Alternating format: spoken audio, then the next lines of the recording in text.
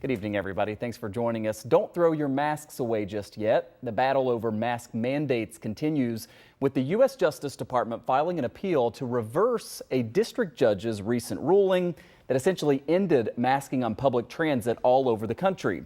Here in New York State, of course, masks are still required in airports, on trains and buses.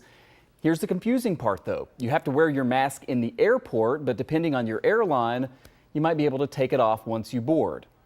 Governor Kathy Hochul says that this is a short-term measure, but in the meantime, there are certainly a lot of questions as to what's going on. To help us answer some of those is Saykin, a partner with Hodgson Russ here in Buffalo, joining us live now. And in full disclosure, Aaron is a former reporter here at Channel 2, but he's been an attorney now for, I think, 8 years or so. Aaron, it's great to see you. Thanks for coming on. You ought to know this TV stuff pretty well by now.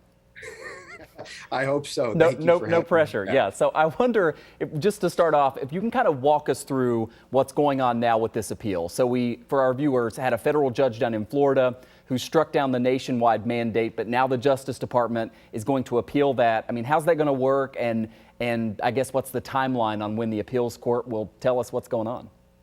Well, that's really the question. And I think what everybody should be looking for is to see whether the Department of Justice is going to rush into court to seek a stay of the judge's order. Because right now, the CDC, and it's right there on their website, is not enforcing this because they're going to abide by the ruling.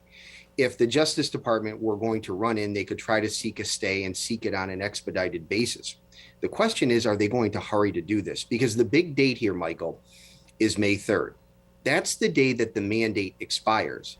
If the appeal is not heard on an expedited basis, and the government doesn't ask for it to be heard on an expedited basis, we could be looking at this entire debate becoming academic on May 4th, because you can't go into court, or you'd have a hard time going into court and asking a judge to reach a determination on a mandate that's no longer in effect. It would be moot in legal terms, potentially. Yeah, you talk about this being academic, and there are all these questions surrounding precedent, right? And some people thought that the Justice Department wouldn't even go through with this appeal because there is some worry that if a higher court agrees with what this judge did, that it could limit CDC's authority, well into the future. What do you make of that part of the debate, and I guess of the fact that the Justice Department has decided to go ahead and appeal? It's risky. I don't think there's any question, because as you articulated, right now what the government is faced with is one judge in the Middle District of Florida issuing an opinion that obviously wouldn't necessarily be binding, or wouldn't be binding, on different judges across the country.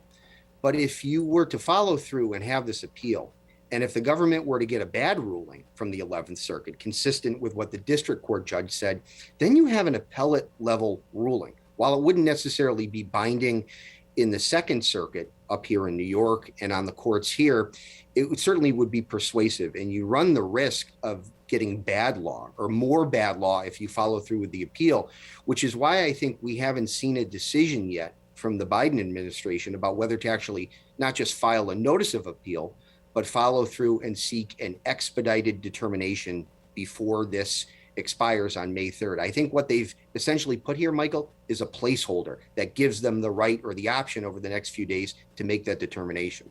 Yeah, that's interesting, and so many kind of moving parts, and thinking about long-term what this could mean. We mentioned some of the confusion that really could surround airports. I mean, you have to wear a mask at our local airport. You're flying somewhere else, you probably don't have to wear a mask there. Then you can take it off once you board, no matter where you are. How does that work, with different parts of the country having now their own sort of mandates on all of this stuff, and I guess the confusion that it can lead to for travelers? It is tricky. And I think you gave the right advice at the beginning. You said, don't throw your masks away. I would say keep it in your pocket.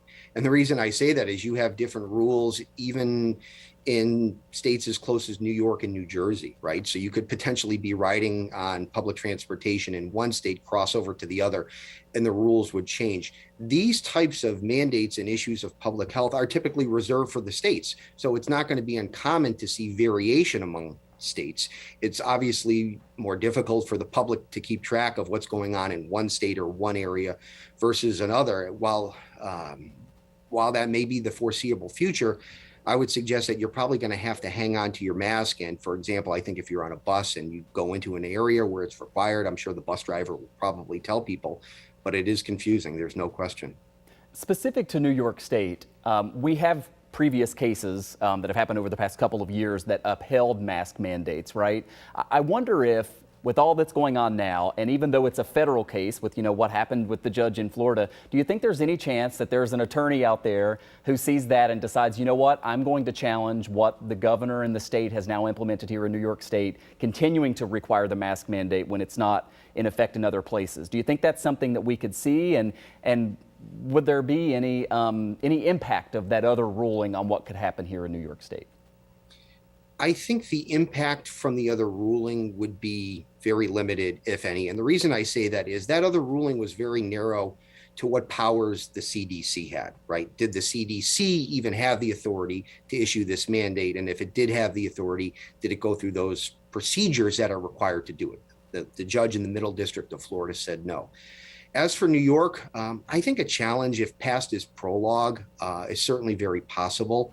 And it depends on what arguments they make. And, that's yet to be determined. A lot of them have been, if not overturned at the district court or at the trial court level, they've gone on to appeal, and actually the mandates have been upheld. There's one appeal pending, I think, for a matter down in Long Island. But I think for the most part, they have largely been upheld and enforced, and we'd have to see what the challenge is and how it could differentiate itself from what's come previously. Finally, Aaron, I'm almost out of time. I know you're here to talk about the legal side of this. There obviously is politics at play. I think it's been interesting to see some of the national polls that a majority of Americans actually favor keeping these mask mandates in effect in public transit situations. But do the politics of this and public opinion make it into the legal cases at all, or might that be a factor moving forward? I don't think so for the most part. It's always hard to read somebody's mind, but I can say this with respect to the judiciary. I mean, it's been 100 years since we've had a pandemic. They're deciding issues that are controversial and complicated, often for the first time, right? There's not a case that you can look to from 5 or 10 years ago that says, you know what, this is how it should come out. They've really got to work through these issues almost for the first time, and they're complicated. I think they're probably in a difficult situation because no matter what they decide, they're probably going to upset or anger a certain percentage of the country. And so you just hope that they follow the law in those cases, and maybe everybody doesn't always get it right, but we've got a system that allows us to have appeals and to work through the process. And I'm confident, ultimately that these will be worked through one way or the other, and we'll have some clarity the next time there's a debate over this. And I'm not saying I hope there's a mask mandate or a pandemic anytime soon in the future, but we'll have some clarity. The law will have grown, it will have evolved, and I think we'll be better for it. Aaron Saykin is a partner at Hodgson Russ here in Buffalo. Aaron, great to see you, and thanks for your time. Thank you, Michael.